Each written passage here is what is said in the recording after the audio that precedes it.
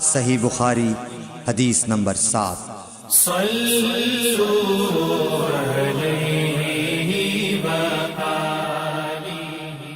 ہرقل شاہ روم نے قریش کے قافلے میں ایک آدمی بلانے کو بھیجا، اور اس وقت یہ لوگ تجارت کے لیے ملک شام گئے ہوئے تھے، اور یہ وہ زمانہ تھا جب رسول اللہ صلی اللہ علیہ وسلم نے قریش اور ابو سفیان سے ایک وقتی عہد کیا ہوا تھا۔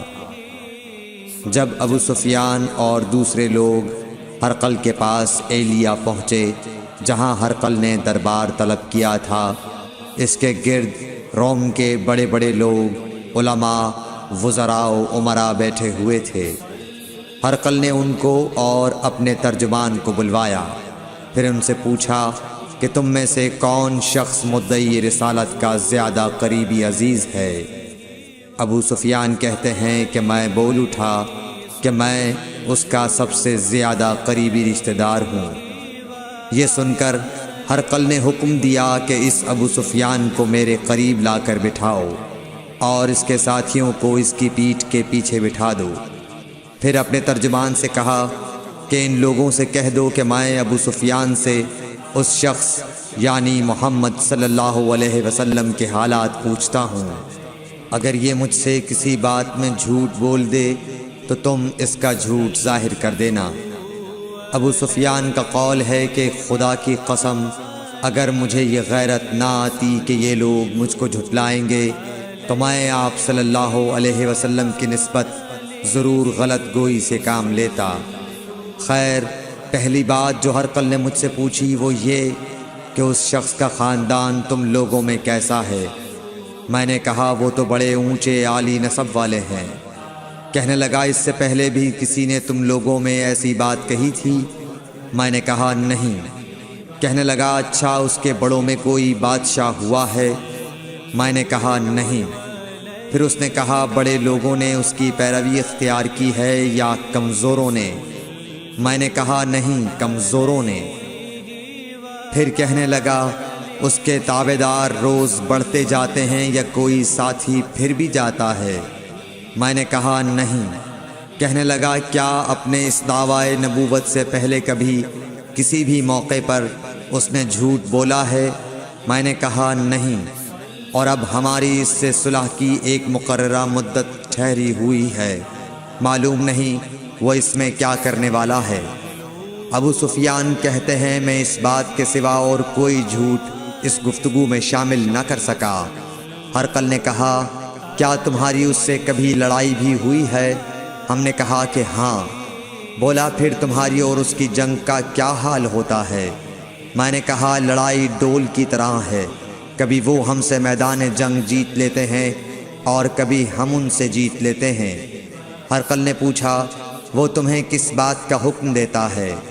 میں نے کہا وہ کہتا ہے کہ صرف ایک اللہ ہی کی عبادت کرو، اس کا کسی کو شریک نہ بناؤ، اور اپنے باپ دادا کی شرک کی باتیں چھوڑ دو، اور ہمیں نماز پڑھنے، سچ بولنے، پرہیزگاری اور صلہ رحمی کا حکم دیتا ہے۔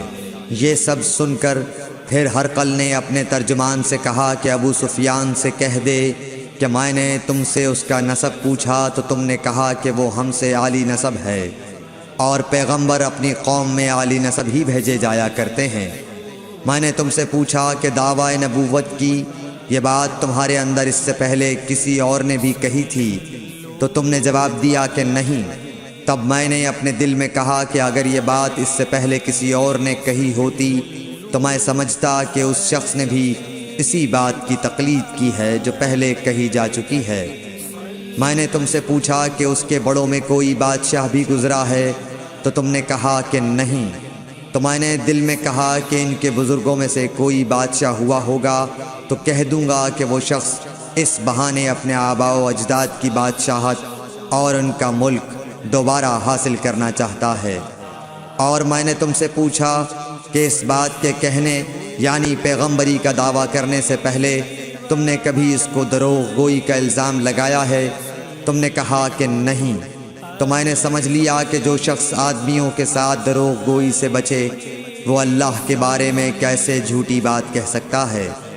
اور میں نے تم سے پوچھا کہ بڑے لوگ اس کے پیرو ہوتے ہیں یا کمزور آدمی؟ تم نے کہا کمزوروں نے اس کی اتباع کی ہے، تو دراصل یہی لوگ پیغمبروں کے متبعین ہوتے ہیں۔ اور میں نے تم سے پوچھا کہ اس کے ساتھی بڑھ رہے ہیں یا کم ہو رہے ہیں؟ تم نے کہا کہ وہ بڑھ رہے ہیں، اور ایمان کی کیفیت یہی ہوتی ہے حتیٰ کہ وہ کامل ہو جاتا ہے۔ اور میں نے تم سے پوچھا کہ آیا کوئی شخص اس کے دین سے ناخوش ہو کر مرتد بھی ہو جاتا ہے؟ تم نے کہا نہیں۔ تو ایمان کی خاصیت بھی یہی ہے، جن کے دلوں میں اس کی مسرت رچ بس جائے وہ اس سے لوٹا نہیں کرتے۔ اور میں نے تم سے پوچھا کہ آیا وہ کبھی عہد شکنی کرتے ہیں؟ تم نے کہا نہیں۔ پیغمبروں کا یہی حال ہوتا ہے، وہ عہد کی خلاف ورزی نہیں کرتے۔ اور میں نے تم سے کہا کہ وہ تم سے کس چیز کے لیے کہتے ہیں؟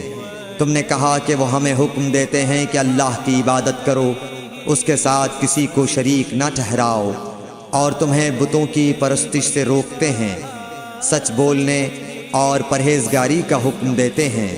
لہٰذا اگر یہ باتیں جو تم کہہ رہے ہو سچ ہیں تو ان قریب وہ اس جگہ کا مالک ہو جائے گا کہ جہاں میرے یہ دونوں پاؤں ہیں۔ مجھے معلوم تھا کہ وہ پیغمبر آنے والا ہے، مگر مجھے یہ معلوم نہیں تھا کہ وہ تمہارے اندر ہوگا۔ اگر میں جانتا کہ اس تک پہنچ سکوں گا تو اس سے ملنے کے لیے ہر تکلیف گوارا کرتا۔ اگر میں اس کے پاس ہوتا تو اس کے پاؤں دھوتا۔ ہرقل نے رسول اللہ صلی اللہ علیہ وسلم کا وہ خط منگایا جو آپ نے وحیہ کلبی رضی اللہ تعالیٰ عنہ کے ذریعے حاکم بصرہ کے پاس بھیجا تھا، اور اس نے وہ ہرقل کے پاس بھیج دیا تھا۔ پھر اس کو پڑھا تو اس میں لکھا تھا، اللہ کے نام کے ساتھ جو نہایت مہربان اور رحم والا ہے۔ اللہ کے بندے اور اس کے پیغمبر محمد صلی اللہ علیہ وسلم کی طرف سے یہ خط ہے شاہ روم کے لیے۔ اس شخص پر سلام ہو جو ہدایت کی پیروی کرے۔ اس کے بعد میں آپ کے سامنے دعوت اسلام پیش کرتا ہوں۔ اگر آپ اسلام لے آئیں گے تو دین و دنیا میں سلامتی نصیب ہوگی، اللہ آپ کو دوہرا ثواب دے گا۔ اور اگر آپ میری دعوت سے روگردانی کریں گے تو آپ کی رعایا کا گناہ بھی آپ ہی پر ہوگا۔ اور اے اہل کتاب، ایک ایسی بات پر آ جاؤ جو ہمارے اور تمہارے درمیان یکساں ہے، وہ یہ کہ ہم اللہ کے سوا کسی کی عبادت نہ کریں اور کسی کو اس کا شریک نہ ٹھہرائیں، اور نہ ہم میں سے کوئی کسی کو خدا کے سوا اپنا رب بنائے۔ پھر اگر وہ اہل کتاب اس کتاب سے منہ پھیر لیں تو مسلمانوں، تم ان سے کہہ دو کہ تم مانو یا نہ مانو، ہم ایک خدا کے اطاعت گزار ہیں۔ ابو سفیان کہتے ہیں، جب ہرقل نے جو کچھ کہنا تھا کہہ دیا اور خط پڑھ کر فارغ ہوا تو اس کے ارد گرد بہت شور و غوغا ہوا، بہت سی آوازیں اٹھیں اور ہمیں باہر نکال دیا گیا۔ تب میں نے اپنے ساتھیوں سے کہا کہ ابو کبشہ کے بیٹے حضرت صلی اللہ علیہ وسلم کا معاملہ تو بہت بڑھ گیا، دیکھو تو اس سے بنی اصفر روم کا بادشاہ بھی ڈرتا ہے۔ مجھے اس وقت سے اس بات کا یقین ہو گیا کہ حضور صلی اللہ علیہ وسلم ان قریب غالب ہو کر رہیں گے، حتیٰ کہ اللہ نے مجھے مسلمان کر دیا۔ راوی کا بیان ہے کہ ابن ناطور ایلیا کا حاکم ہرقل کا مصاحب اور شام کے نصارہ کا لاٹ پادری بیان کرتا تھا کہ ہرقل جب ایلیا آیا ایک دن صبح کو پریشان اٹھا تو اس کے درباریوں نے دریافت کیا کہ آج ہم آپ کی حالت بدلی ہوئی پاتے ہیں، کیا وجہ ہے؟ ابن ناطور کا بیان ہے کہ ہرقل نجومی تھا، علم نجوم میں وہ پوری مہارت رکھتا تھا۔ اس نے اپنے ہم نشینوں کو بتایا کہ میں نے آج رات ستاروں پر نظر ڈالی تو دیکھا کہ ختنہ کرنے والوں کا بادشاہ ہمارے ملک پر غالب آ گیا ہے۔ بھلا اس زمانے میں کون لوگ ختنہ کرتے ہیں؟ انہوں نے کہا کہ یہود کے سوا کوئی ختنہ نہیں کرتا، سو ان کی وجہ سے پریشان نہ ہوں۔ سلطنت کے تمام شہروں میں یہ حکم لکھ بھیجیے کہ وہاں جتنے یہودی ہوں سب قتل کر دیے جائیں۔ وہ لوگ انہی باتوں میں مشغول تھے کہ ہرقل کے پاس ایک آدمی لایا گیا جسے شاہ غسان نے بھیجا تھا۔ اس نے رسول اللہ صلی اللہ علیہ وسلم کے حالات بیان کیے۔ جب ہرقل نے سارے حالات سن لیے تو کہا کہ جا کر دیکھو وہ ختنہ کیے ہوئے ہے یا نہیں۔ انہوں نے اسے دیکھا تو بتلایا کہ وہ ختنہ کیا ہوا ہے۔ ہرقل نے جب اس شخص سے عرب کے بارے میں پوچھا تو اس نے بتلایا کہ وہ ختنہ کرتے ہیں۔